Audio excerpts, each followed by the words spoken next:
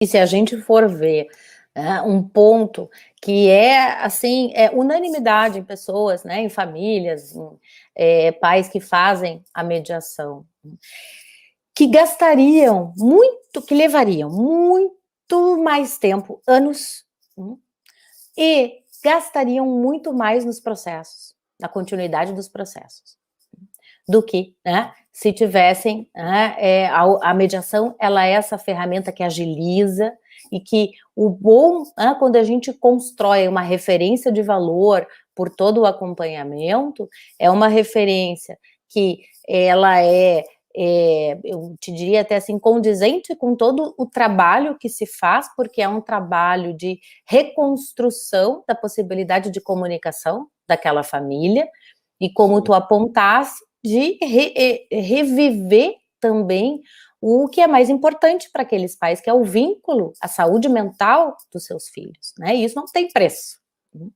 E eu faço essa marca, por quê? Porque em psicoterapia eu atendo, a mulheres separadas que vivem guerras judiciais por anos, e que tem aí olha, Léo, assim, um prejuízo impressionante na sua saúde mental. Então que A a gente família sabe. toda adoece, né? Exato, a família toda, porque as crianças testemunham a aflição, o terror que continua, e também vão ter sintomas de ansiedade e até medo de se separar, né, dessa mãe, Ficam enfim. no meio de um tiroteio, né, num fogo cruzado do pior faroeste, que é uma E coisa é realmente bom, muito né, violenta.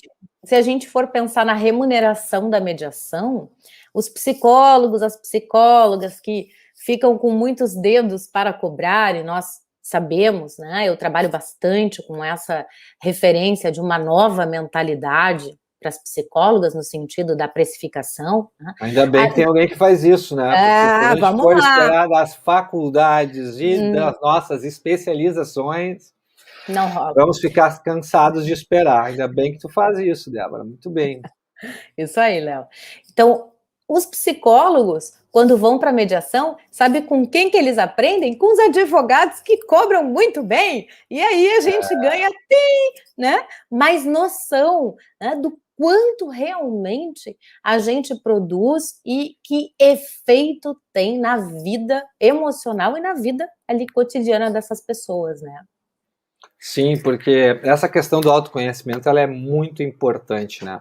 Porque o ser humano, aquele que vai lá, por exemplo, meditar e se isolar e ficar sozinho nas montanhas, né? Tipo o Zaratustra da vida, como tu gosta muito, né? E depois volta um ser iluminado lá de cima, né? Que entra em contato com o portal do instante, consegue viver no aqui e agora, e todas essas coisas de um super-homem, vamos colocar assim, né? Elas são possíveis para pouquíssimas pessoas. Sim, tanto que Pouquíssimas é para pessoas. além do homem comum, né? Exato, para além do homem comum. Só que não é a única maneira de conhecermos nós mesmos. A melhor maneira da gente conhecer a nós mesmos é nos colocando em relação com o outro. Né? Não só na relação do casal, mas também em grupos. Porque o outro, necessariamente, tem interesses diferentes dos meus. E vai acionar dentro de mim um monte de coisa que vai fazer eu trabalhar com elas. Se eu estou isolado e não estou num ambiente gregário, num ambiente de grupo, que faz parte do humano, eu perco esta oportunidade de experimentar, né, todos os benefícios que a relação pode trazer para mim mesmo, porque isso serve quase como uma fotografia de quem eu sou. Se eu vou numa reunião e tem uma situação numa reunião e eu olhar para aquela reunião, olhar para mim, olhar para os outros, eu vou descobrir muito de mim mesmo. Então, por isso que tu falas que o autoconhecimento é também heteroconhecimento, no teu artigo. Para as pessoas, assim, vamos chamar comuns, que nem nós, que nem eu e tu, não para os Freuds da vida, mas para as pessoas mortais, que nem Tu tem nós. que se esforçar, né? Exato, né? Nós não estamos falando de um Nietzsche, nem de um Deleuze, nem de um Freud, nós estamos falando do Leonardo e da Débora, né? E outras pessoas que podem estar nos vendo e que são pessoas comuns, com uma inteligência para algumas coisas, com as suas limitações para outras e tal. Até os gênios são assim, mas em menor grau. O heteroconhecimento, ele é fundamental, porque eu vou conhecer realmente sobre mim quando eu estiver em relação. E para estar em relação tem que estar no meio das outras pessoas, né? Então isso é fundamental. O problema é eu negar isso e não aprender com a experiência, né? Aí é que tá. E aí quando eu não aprendo com a experiência, e essa é a questão do autoconhecimento, o autoconhecimento nos livra da compulsão à repetição. Nos faz parar e pensar, opa, onde é que eu vou? Tô indo para aquele caminho lá? Acho que não. Ou se eu começo a repetir, eu vejo que estou repetindo e tenho tempo de mudar a rota, né, de identificar o que é que está me provocando aquele tipo de reação que eu posso já ter trabalhado na minha análise por muitos anos e que está se reapresentando novamente e que eu não preciso ter controle total das coisas, até porque isso para um psicanalista é algo que a gente sabe que é impossível. Então, eu acho que... Mas eu preciso estar conectado com as minhas emoções e ter uma noção clara do que acontece comigo, né, no campo emocional.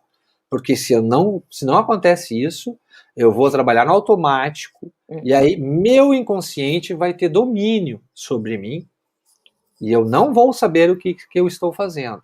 Eu vou ter uma precária condição consciente de gerir as minhas situações, mas basta as minhas emoções serem acionadas numa intensidade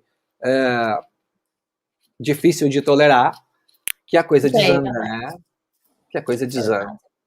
Então a gente está dizendo que o autoconhecimento ele faz, por exemplo, com que a psicóloga trabalhe melhor, com que a mediadora trabalhe melhor.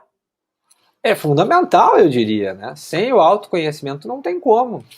E sem algumas condições, né? Como a Cida colocou, sem algumas condições. Porque o autoconhecimento ele nos coloca nisso, né? Aqui no meu capítulo eu falo sobre essas condições. Né? A pessoa tem que ter uma capacidade empática, porque se a pessoa não se conecta com os sentimentos dos outros, se não consegue acolher o que o outro está sentindo, o que o outro está, como é que eu vou dizer, vivenciando, como é que ela vai transformar a vida daquela pessoa? Como é que ela vai conseguir ser bem remunerada? Como é que ela vai conseguir trabalhar menos para estudar melhor os seus casos e ajudar com mais velocidade e eficácia seus pacientes? Se ela não se conhece, se ela não consegue se conectar com as suas emoções e com as emoções do outro, né?